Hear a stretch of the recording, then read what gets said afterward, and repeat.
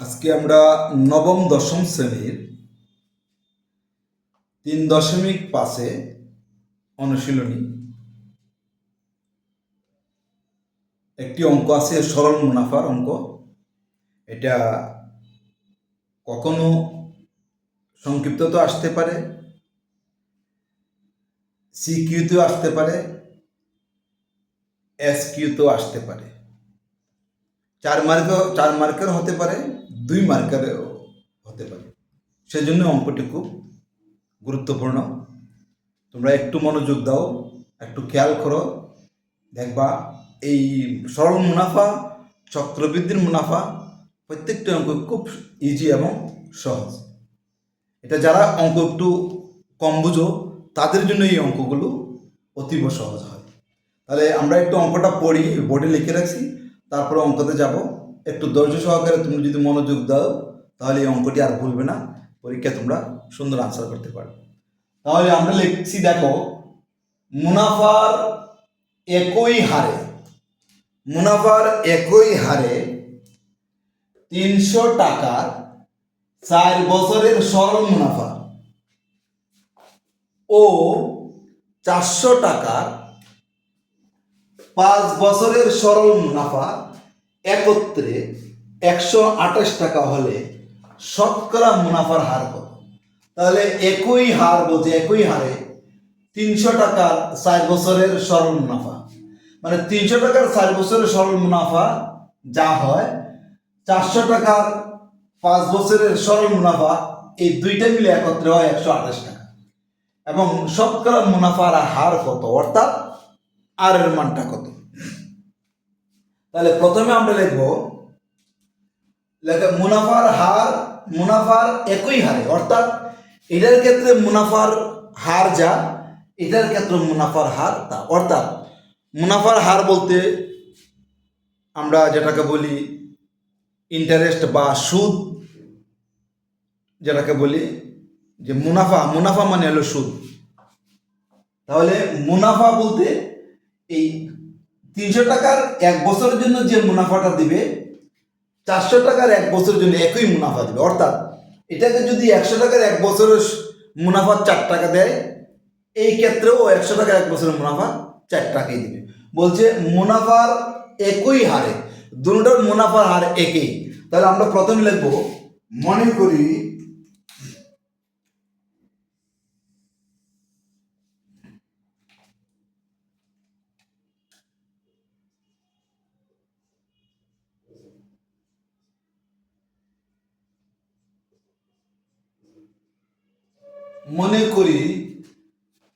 উভয় ক্ষেত্রে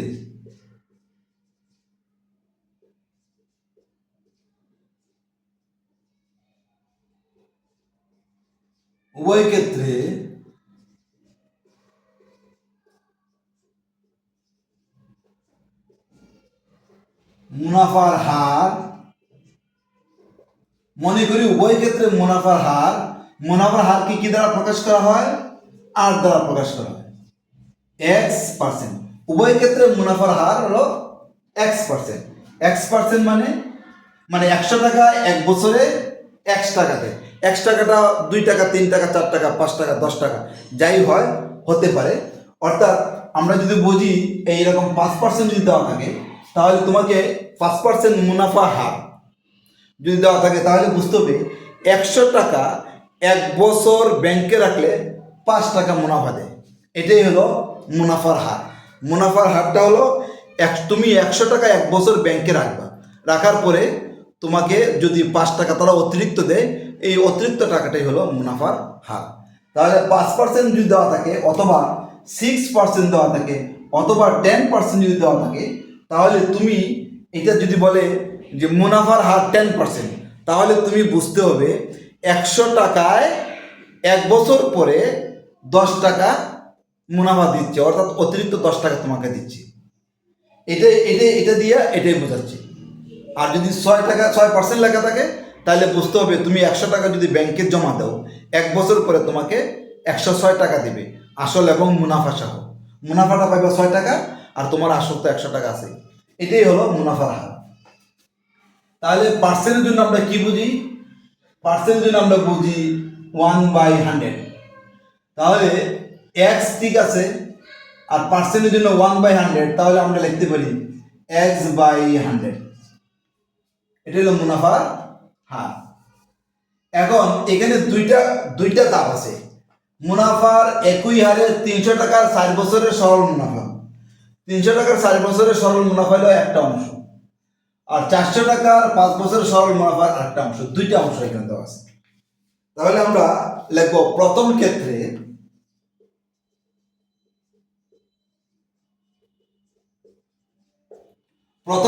আসল কত? আসল হচ্ছে 300 টাকা, আসল বা মূলধন যাই বলো। আসলকে পি দ্বারা প্রকাশ করা হয়,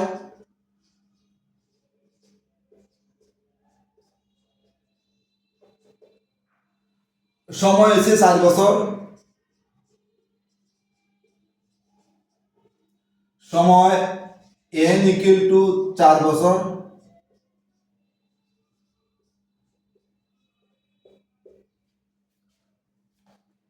মুনাফার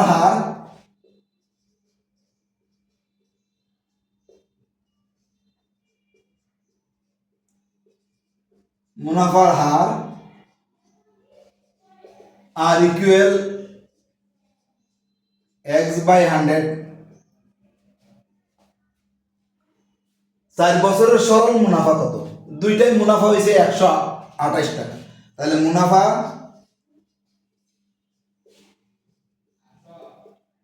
মুনাফা আই ইকুয়াল হোয়াট?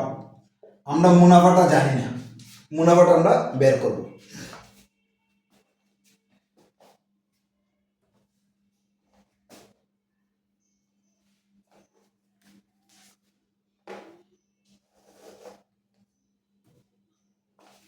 তাহলে আমরা সরল মুনাফার সূত্র জানি, আমরা জানি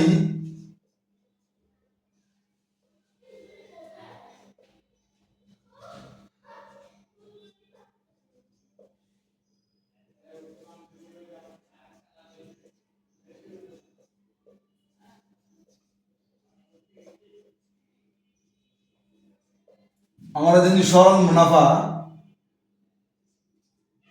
আই ইকুয়াল PNR, এটা হলো সরল মুনাফার সূত্র। আমরা জানি সরল মুনাফা আই ইকুয়াল PNR, আমাকে 4 বছরের সরল মুনাফা বের করতে বলছি। এটা 300 টাকার 4 বছরের সরল মুনাফা আর 400 টাকার 5 বছরের সরল মুনাফা দুইটাই মিলে হলো 128 টাকা। আমি আগে 300 টাকার 4 বছরের সরল মুনাফা আমরা এখন বের করতেছি। তাহলে আমি এদিকে সমান চিহ্ন নিয়ে আসি। পি কত? পি হলো আমার 300 টাকা,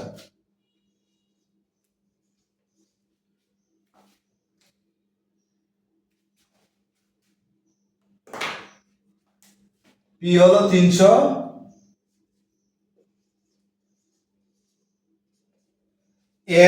এন হলো 4 বছর, এই যে এন হলো 4 বছর ইন্টু 4, আর হলো x/100।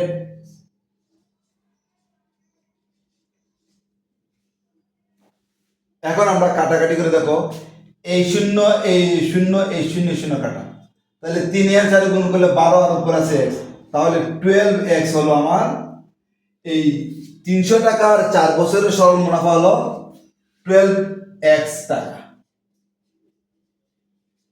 300 টাকা 4 বছর ব্যাংকে রাখলে x% হারে 12x টাকা আমি পাই। অর্থাৎ আমি এক্সটা তো জানি না, এটাই আমি বের করব। কারণ লেখছে মুনাফার হার একই হলে শতকরা মুনাফার হার কত? এই যে মুনাফার হার কত, এটা হলো শতকরা মুনাফার হার। অর্থাৎ 100 টাকায় 1 বছর যদি x এর জায়গায় যদি 5 হয়, তাহলে 100 টাকায় 1 বছরের মুনাফা হচ্ছে 5 টাকা। যদি x এর মান আমরা 4 পাই, তাহলে 100 টাকার 1 বছরের মুনাফা 4 টাকা। আমরা x এর মানটাই বের করব। এখানে যদি x এর মান বাড়িত থাকতো, তাহলে আমরা সরাসরি 300 টাকার 4 বছরের মুনাফাটা সরাসরি পেয়ে যেতাম। যেহেতু x কোনো সংখ্যা নয়, শুধু চলক হিসাবেই থাকবে, এটা আমরা পরে বের করব। তাহলে প্রথম ক্ষেত্রে আমরা এই সরল মুনাফা পেয়েছি এত টাকা, এইটা পাইলাম আমরা সরল মুনাফা। এখন আসো দ্বিতীয় ক্ষেত্রে।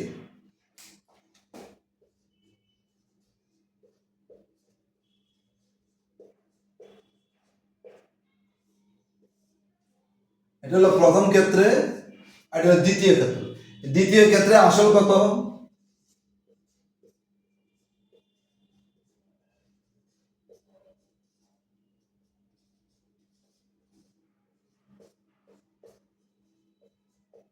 দ্বিতীয় ক্ষেত্রে আসল পি সমান 400 টাকা।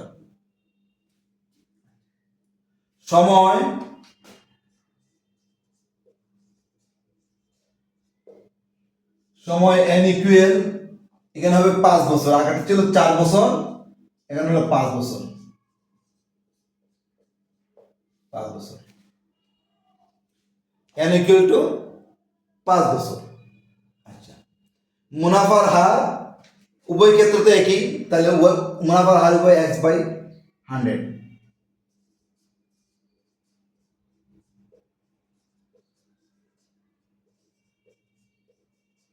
মুনাফার হার আর ইকুয়াল এই আসল পি সমান 400 টাকা, সময় এন সমান 5 বছর, মুনাফা হার আর ইকুয়াল টু x/100। আমার এখানেও মুনাফা বাড়ি করতে হবে।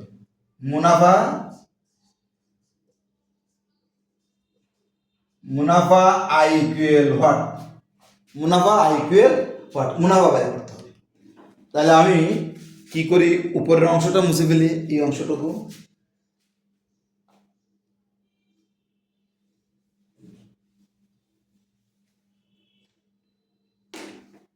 এখন আমরা লিখবো এই আবার সরল মুনাফা, আবার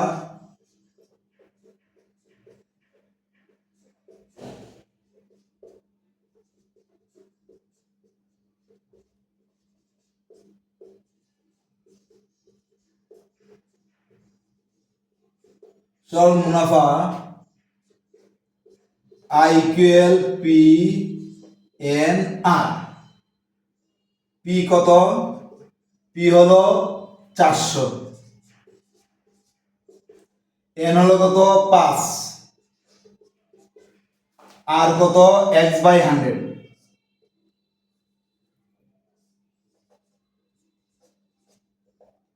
আমরা পি জায়গায় পির মান, এন এর জায়গায় এন এর মান, আর এর জায়গায় আর মান আমরা বসাই দিলাম। এখন দেখো এই 10 10 এই 0 এই 0 কাটা, 4 5 20x পাইলাম আমরা।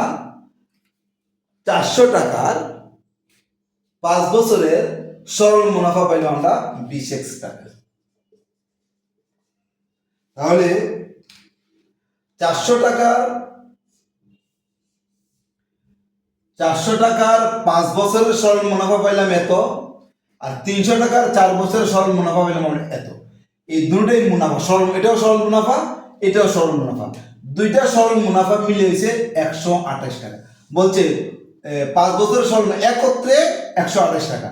তাহলে 4 বছরের সরল মুনাফা 300 টাকা, 4 বছরের সরল মুনাফা এত, আর 400 টাকার 5 বছরের সরল মুনাফা এত, দুইটাই একত্রে হয়েছে 128 টাকা।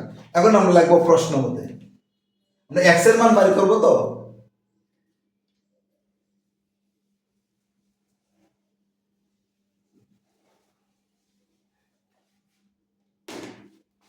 আমরা লিখি প্রশ্ন মতে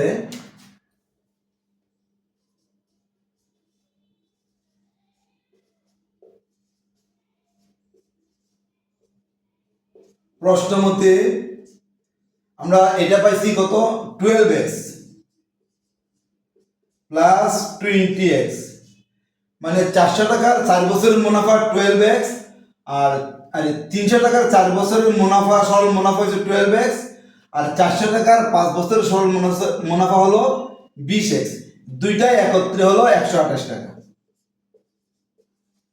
128 টাকা, বা এদের যোগ করলে কত হয়? 32। 128, বা x ইকুয়াল 128/32। 32 কাটাকাটি করলে কত হয়? 4, মানে 4। আমরা লিখবো, এখানে লিখি অতএব x ইকুয়াল 4। আমরা কি ধরছি? উভয় ক্ষেত্রে মুনাফার হার x%, মানে 4%। আমরা লিখবো উভয় ক্ষেত্রে মুনাফার হার 4%। অতএব উভয় ক্ষেত্রে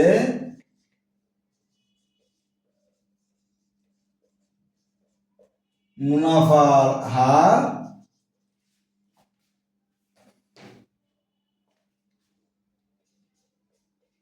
4%। এটাই হলো আমাদের আনসার। তাহলে আমরা তোমাদের বোর্ড বইয়ে যে অঙ্কটি আছে সরল মুনাফার সূত্র দিয়ে আমরা অঙ্কটির সমাধান দিলাম। আশা করি তোমরা যারা দেখছো সবাই বুঝতে পারছো। আর যদি না বুঝো একবার বা দুইবার করে দেখবা, তিনবার দেখবা, অবশ্যই বুঝে যাবে। খুব কঠিন নয়, শুধু আয় সরল সূত্র শুধু একটাই, I equal to P N R. আইটা কি, পি কি, এন কি, আর কি, এইটুকু বুঝলেই হবে। তাহলে আজকের মধ্যে এখানেই, অন্য কোনো দিন আমরা অন্য কোনো অঙ্ক নিয়ে আবার হাজির হব।